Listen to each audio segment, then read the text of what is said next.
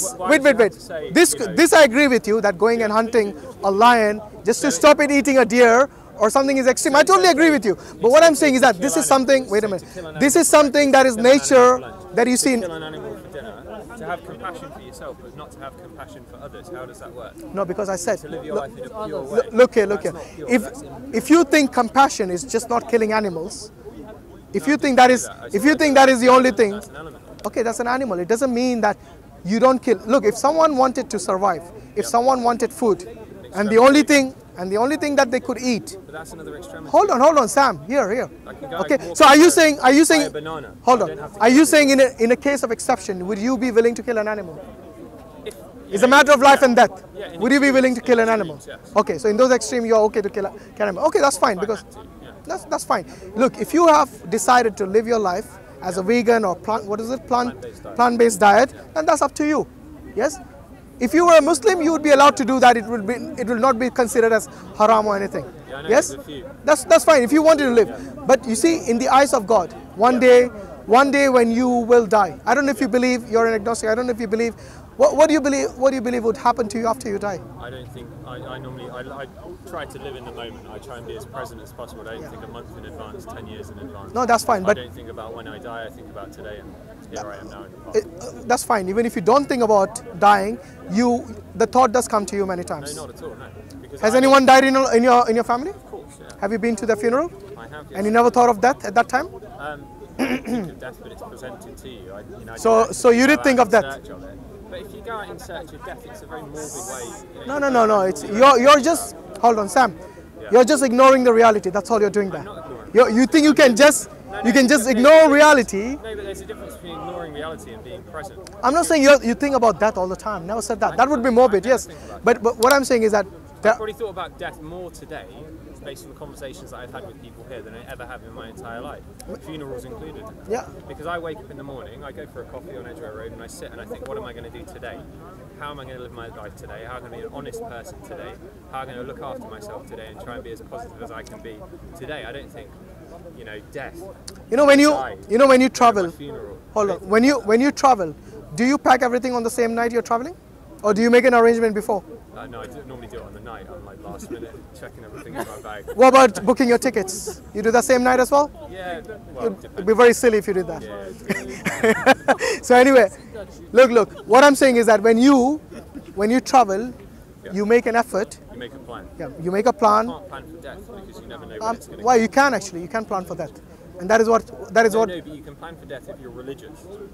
And I'm not religious, so I can't. And that's the reason I'm asking you. Yeah. Just because you're avoiding this thought of death doesn't mean that will not visit you one day. But I'm not avoiding it. If I was No. avoiding it, When I say avoiding, I mean you're trying to say that I don't think about this, which means you're trying to avoid it in a sense that you're trying to block it out of your head. I'm not. No, but to block something out of my head, it would have to come into my head in the first place. It doesn't come into my head. I don't think about death. No. It doesn't just come into your head. You have to consciously think about it. Yeah, but I don't think. The fact that the fact you lock yourself out of that, you lock your mind from that thought, it just shows you somehow are trying to say that will not. Sorry, the death is around all the time. You have to turn on the being as well. So just on that basis, Okay. think about the death of animals. Just on that little basis. Yeah. So Not only that, then I listen to the news, Syria, Yeah. teachers. So I try not to do So that. most of your children, you try not to, but that doesn't mean you don't do it. Yeah. When you hear the word consciously you will be thinking.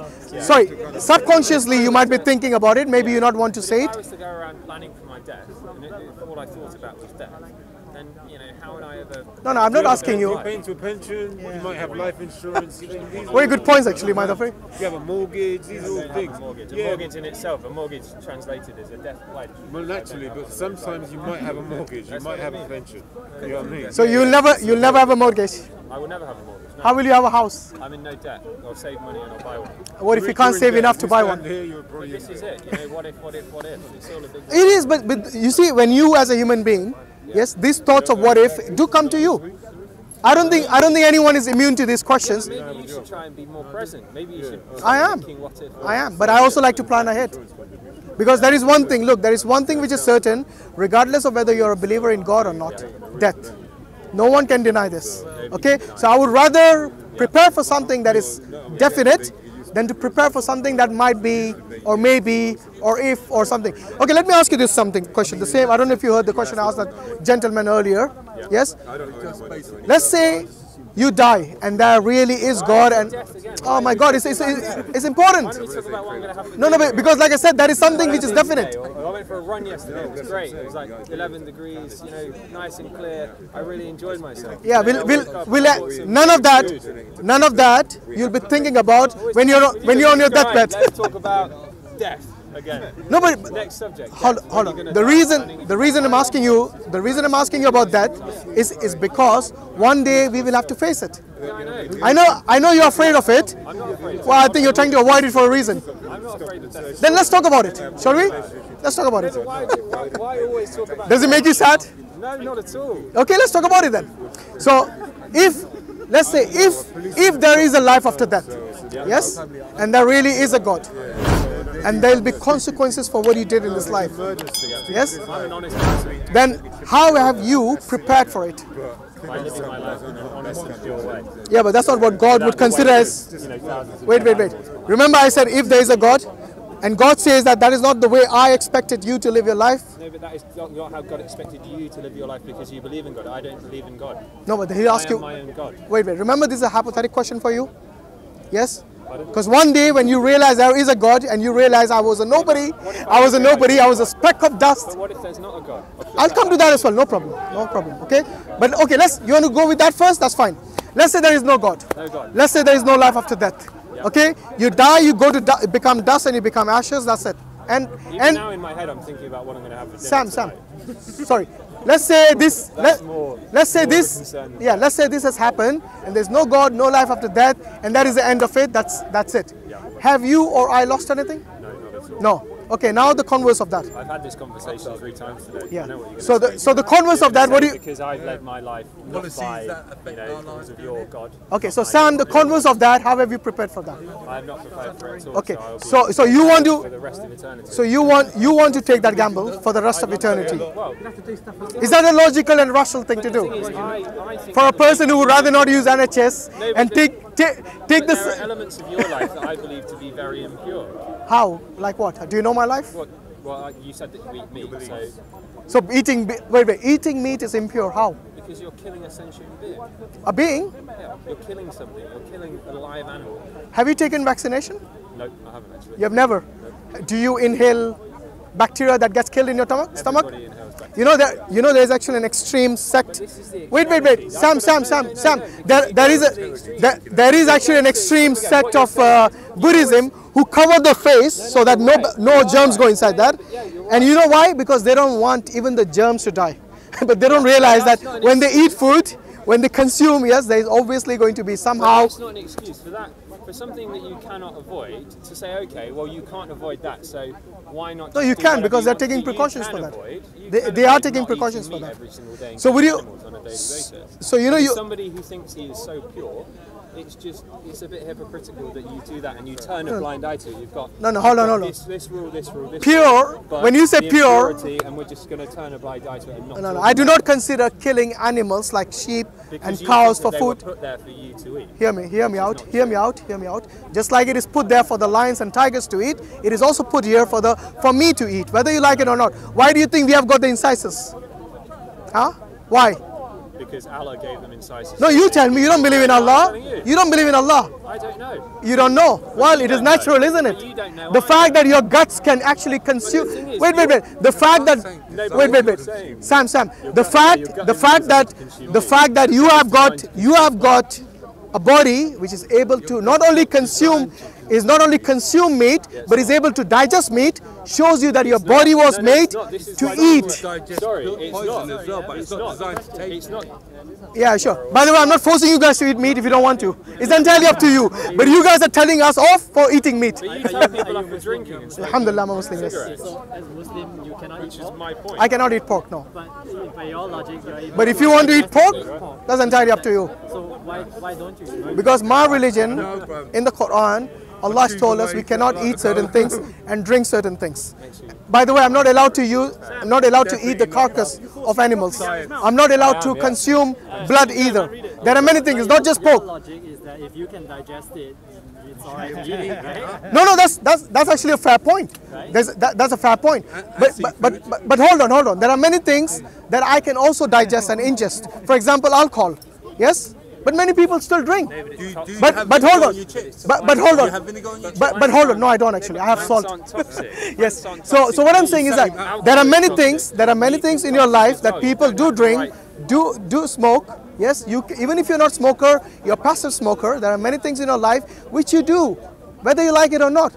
But you see, everything in your life that you do or don't do is based on your own whims and desire. But in my case, it is my religion and my faith. You're effectively saying that everything is toxic. I didn't say everything's toxic. When did I say that? No, because you said, when he was talking about meat, yeah, you then started talking about cigarettes. You can consume cigarettes and you can consume alcohol. Yeah. You consume poison. It is poison. I don't actually advocate that. I don't advocate that. I can, of course. Yeah. You can take drugs. Why not? Your body is not designed to digest meat. But hold on. First and foremost, you need to give me evidence that meat kills me. Okay, like the way it does drugs. Next Sunday? Next Sunday, sure. I'll bring it along. No problem. I'm bringing them along. No problem. Okay. And then not only in theory, then you're going to give me statistics about the people in the world, that those people who consume meat, they die earlier than someone on a plant-based diet. And vegetarian that live look, my friend, if you want to be a vegetarian, you can. But what you're doing now is telling me not to eat meat if I want to eat meat. No, that's not the evidence, no. There's no statistics for that. I never told you not to eat meat. There's no such statistics. I said it was hypocritical of you to talk about drinking alcohol and smoking cigarettes and not identify the fact that meat is toxic and meat is bad for you and you're not. Oh, you haven't shown me any evidence so far. How can I believe you? What's God's position on meat, just out of interest? God's position? There is certain meat, like the meat of pork, which you're not allowed to consume. There are meats. As far as I'm aware, if you bless it. No, not in Islam. I don't know about other faiths. Why pork? Well, Allah has forbidden us many things. Yes. Now wait. We don't have to go about looking for a reasoning for everything. There are certain things. I as a Muslim believe that there are certain things which Allah has forbidden, God has forbidden, and there are other things which Allah has not forbidden. The things which are forbidden are normally bad for us. Yes, I would say majority of the times are bad for us. There are many people who do not consume. For example, it's not just the Muslims, even the Jewish people do not consume. Do not consume. By the way, Jesus Christ did not consume pork. Okay, so this is something which is in the Abrahamic faith, which is common. Now we as Muslims, we do not say that this is okay. For example, interest to most of you, maybe Sam is an exception here. To most of you, might be perfectly all right. Yes, but many people like me and Sam do not consider it to be correct. That people should charge interest for borrowing money at sometimes exorbitant rates. Yes, which is going to mess up their lives, their families' lives, basically make them indebted in their society. Yes, the relationship with the people that they borrow money might be harmed, just like gambling. Yes, it is a huge burden on them. All these things are really unnecessary. So like I said, many things Allah has forbidden, like for example, usury as well. So it's not just the foods. Yes, there are many things which are not all food, like for example, gambling, fornication. Many people. Foie gras. Second? Goose liver. The force basically is a goose that's force fed, so they. Oh, I see, yeah. Chuck brain down. If it is bad for your health, it's bad for you. Fatty food itself. Fatty food itself.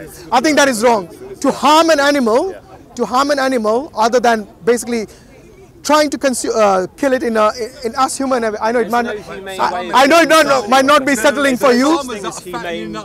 It might not be settling for everyone.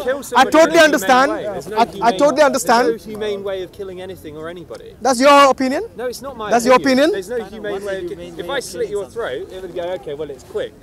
That's all right. I chopped his head off. Okay. I shot him straight in the Would you rather have it slow or quick? I would rather not have it at all. No. If someone gave you, I'd rather live in a society. That's fine. Look. I'm not here to convince you that eating meat is good. There are many people who say you can stun an animal and then sacrifice it. Is that okay with you? Is that humane enough? I was talking about humane. I'm saying, is that humane enough? I thought you were talking about God's message. So So coming back to God's message with regards to, so even for example, even eating fatty food, which is bad for you, is something that is not. You're saying fatty food, so. No, it's bad for your body, so and that is something that is not. So goat, cow, beef, lamb, chicken, which is now full of water anyway. But Oh, wait. because you're talking about pork. You're talking about pork. Yes. And obviously the sin of man went into the pig, and the pig went into the sea. I don't know about that. That might be from the Christian belief. Yes, but not from the Islamic belief. For us, look. God doesn't say because a pork is fatty. No. do not eat. When God says something that's forbidden, or when the messenger says something is forbidden, we take it as forbidden. We do Why not. is it forbidden? Hold on. We do not go about looking for a reason once you're a believer. Now, I totally agree with you. If someone who's not a believer, Why? That's why. what does the Bible say? It talks about the sin of man going into the pig and the pig then going into Oh, the no. sea. We don't believe that at all. We don't believe that at all. Assalamu alaikum. My name is Vegard and I'm a Norwegian Muslim convert. I'm working with the Dawah organization IslamNet to establish the Deen of Allah here in Norway. We give Dawah and present Islam to the Norwegian people. Isn't that great? To be more efficient in our Dawah, we are establishing a first of its kind Masjid and Dawah Center, where we will have Islamic programs, classes, lectures and education for non-Muslims. I am so grateful to Allah for having guided me to Islam. Sadly, I am the only Muslim in my family. It hurts me that my parents haven't accepted Islam yet, and I ask Allah to guide them. But it also gives me a special drive to work for the establishment of Islam. I don't want anyone to miss the chance of becoming Muslim. Maybe my mom and dad become Muslim one day thanks to you. If we can establish this center, I could bring my parents to come and learn about Islam in our native language, which is a challenge today with the mosque here speaking Somali, Arabic and Urdu.